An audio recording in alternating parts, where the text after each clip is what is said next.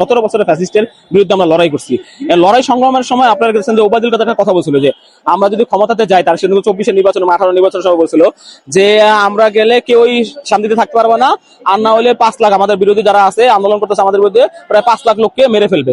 তো এটা কিন্তু আসলে গণভোটের পরে এটা হয় না, কিছু সংঘর্ষ হয়েছে, রাজনৈতিক কিছু দ্বন্দ্ব হয়েছে, কিছু হত্যাকাণ্ড হয়েছে, কিন্তু এরকম বড় আকারে কিন্তু আমরা কোনো এই করি নাই। তো ওই সুযোগটা আসলে নিছে, কিরে ভাই এরা তো সভ্য কেন, এরকম আমরা এত নৃশংস হত্যাকাণ্ড চালাইছি, চালানোর পরও আমাদের প্রতি তারা এত সুবিচার করতেছে কেন?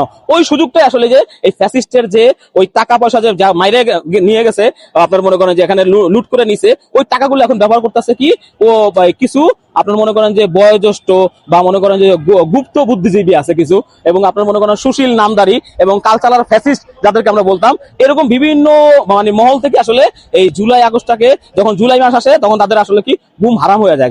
তখন আপনি জানেন যে আপনার যখন হজ করতে যায় মানুষ, শয়তানকে যখন পাথর নিক্ষেপ করে, হজের মাসটাই কিন্তু মানে শয়তানের অবস্থা কিন্তু খারাপ হয়ে যায়। এরকম এই হাসিনা শয়তান এবং হাসিনা যে দোসরগুলো আছে এদের আসলে কিন্তু অবস্থা খারাপ হয়ে যায় জুলাই মাস আসলে। তো উল্টা পাল্টা এরকম বকা শুরু করে, মানে পাগলা কুকুর হয়ে যায় তারা, যে হ্যাঁ কি হইলো, মানে তাদের মা নাই বা তাদের জাতির পিতাও নাই, কিছু নাই, এই দেশটা কি হয়ে গেল, নতুন দেশ হয়ে গেল।